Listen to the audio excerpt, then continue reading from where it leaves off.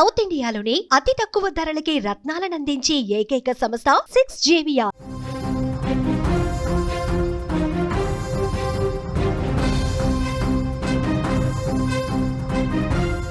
నిన్నటిదాకా భారత్ను బెదిరించిన అమెరికా అధ్యక్షుడు డొనాల్డ్ ట్రంప్ ఇప్పుడు భారత ప్రధాని నరేంద్ర మోదీ ముందు మెత్తబడ్డారు. తాను భారత్ను ఎదిరించలేనని గ్రహించిన ట్రంప్ భారత్తో దోస్తీనే మేలు అనుకుంటూ ఇప్పుడు స్నేహ హస్తాన్ని అందిస్తున్నాడు. ఎవరితోనూ శత్రుత్వాన్ని కోరుకోని మన ప్రధాని మోదీ ట్రంప్ స్నేహహస్తాన్ని అందుకోవటానికి ముందుకొచ్చారు. త్వరలో ట్రంప్ మోదీ మధ్య చర్చలు జరగబోతున్నాయి. ఇరు దేశాల మధ్య ఉన్న టారిఫ్ల వివాదం పరిష్కారమయ్యే సూచనలు కనిపిస్తున్నాయి. దీనికి నిదర్శనంగా ట్రంప్ అండ్ మోదీ తమ సోషల్ మీడియాలో పోస్టులు చేసిన ట్వీట్లు చూస్తే దీన్ని బట్టి మనకి అర్థమవుతోంది. ఈరోజు అమెరికా అధ్యక్షుడు ట్రంప్ తన సోషల్ మీడియా ప్లాట్ఫామ్ ట్రూత్లో ఒక సంచలన పోస్ట్ పెట్టాడు. భారత్ అమెరికాలు వాణిజ్య అడ్డంకులు తొలగించుకునేందుకు చర్చలు కొనసాగిస్తున్నాయని ప్రకటించడానికి నేను సంతోషిస్తున్నా. రాబోయే రోజుల్లో నా స్నేహితుడు ప్రధాని మోదీతో మాట్లాడటానికి ఎదురు చూస్తున్నా అంటూ పేర్కొన్నాడు. ఇదంతా చూస్తుంటే గతంలో భారత్పై సుంకాల విషయంలో కఠినంగా వ్యవహరించిన ట్రంప్ స్వరంలో తేడా కనిపిస్తోంది. ట్రంప్ మెత్తబడ్డట్టు కనిపిస్తోంది. భారత్తో స్నేహం చేయాలని కోరుకుంటున్నట్టుగా ఆ ట్వీట్ను బట్టి అర్థమవుతోంది. ట్రంప్ పోస్టుకు ప్రధాని నరేంద్ర మోదీ కూడా అంతే సానుకూలంగా రియాక్ట్ అయ్యారు. భారత అమెరికా సన్నిహిత మిత్రులు, సహభాగస్వాములు. మా మధ్య జరిగే వాణిజ్య చర్చలు ఇరు దేశాల భాగస్వామ్య అపరిమిత సామర్థ్యాన్ని పెంపొందించేందుకు మార్గాన్ని సుగమం చేస్తాయని నేను కూడా నమ్ముతున్నా. ఈ చర్చలను వీలైనంత త్వరగా ముగించడానికి మా బృందాలు కృషి చేస్తున్నాయి. ట్రంప్తో మాట్లాడటానికి నేను కూడా ఎదురు చూస్తున్నాను అని మోదీ ట్వీట్ చేశారు. ఈ ప్రతిస్పందనతో ప్రపంచంలోని అతిపెద్ద ప్రజాస్వామ్య దేశాలైన భారత్, అమెరికా మధ్య వాణిజ్య సంబంధాలు కొత్త మలుపు తీసుకోబోతున్నాయని కూడా దీన్ని బట్టి అర్థమవుతోంది. అంటే చాలా స్పష్టంగా డొనాల్డ్ ట్రంప్ భారత్తో మళ్ళీ స్నేహహస్తం ఎందుకు చాస్తూ ఉన్నాడు, మళ్ళీ భారత్తో వాణిజ్య సంబంధాలు మళ్ళీ ఒక చర్చలు జరిపి ఒక సానుకూల పరిస్థితిని తీసుకురావాలని ఎందుకు తాపత్రయపడతా ఉన్నాడంటే మోదీ చాలా వ్యూహాత్మకంగా సుంకాల విషయంలో వ్యవహరిస్తూ ఉన్నాడు. అమెరికాకి గట్టి షాక్ ఇవ్వాలంటే అమెరికాకి దూరంగానే ఉండాలి. అమెరికాకి ప్రత్యామ్నాయంగా మనం ఏదైతే చేయాలో అది చేసుకుంటూ పోవాలని చెప్పి బలంగా భావించారు మోదీ.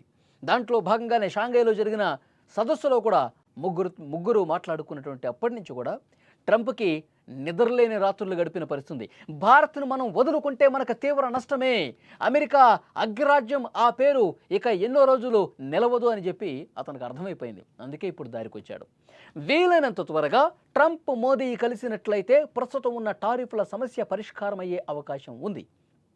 ఇప్పుడు ఈ చర్చల ద్వారా ఆ టారిఫ్లు తొలగిపోయి భారత్ నుంచి అమెరికాకు ఎగుమతులు మరింత సులభమయ్యే అవకాశాలు కనిపిస్తున్నాయి. మరి ఈ పరిణామం ఇరు దేశాల ఆర్థిక వ్యవస్థలకు ఒక పెద్ద ఊపిస్తుంది. అంతేకాదు భారత్ అమెరికా సంబంధాలు తిరిగి బలోపేతం కావడంతో పాటు అంతర్జాతీయ వాణిజ్యానికి కూడా ఒక సానుకూల సంకేతం పంపుతుంది. ప్రపంచ రాజకీయాల్లో కీలక పాత్ర పోషిస్తున్న ఈ రెండు దేశాల మధ్య స్నేహం మరింత బలపడటం ప్రపంచ ఆర్థిక వ్యవస్థ కూడా మేలు చేస్తుందని చెప్పొచ్చు. కానీ దీన్ని ఎంతవరకు నమ్మాలి, ఎంతవరకు ట్రంప్ను నమ్మే పరిస్థితి ఉంది? ట్రంప్ ఈ విధంగా స్నేహహస్తం కావాలనుకుంటున్నాడు, మళ్ళీ ఫ్రెండ్షిప్ చేద్దాం అనుకుంటున్నాడు, భారత్తో మళ్ళీ మంచిగా ఉందామని అనుకుంటున్నటువంటి డొనాల్డ్ ట్రంప్ మళ్ళీ తన మెదడులో పురుగు మెదిలి మళ్ళీ టర్న్ తీసుకోవడానికి గ్యారంటీ ఏంటి? కాబట్టి డొనాల్డ్ ట్రంప్ని అంత ఈజీగా నమ్మే పరిస్థితి లేదు. గతంలో కూడా ఆయన వ్యవహార శైలి గురించి, ఆయన పద్ధతి గురించి, ఆయన ప్రవర్తన గురించి ఒక్కసారి మనం మాట్లాడుకుంటే పాకిస్తాన్ భారత్ మధ్య యుద్ధాన్ని నేనే ఆపాను, ఆ యుద్ధం మధ్య శాంతి జరిగే విధంగా పావులు నేనే కదిపాను, కాల్పుల విరమణ ఒప్పందానికి నేనే కారణం అంటూ ప్రకటనలు చేసుకున్నాడు.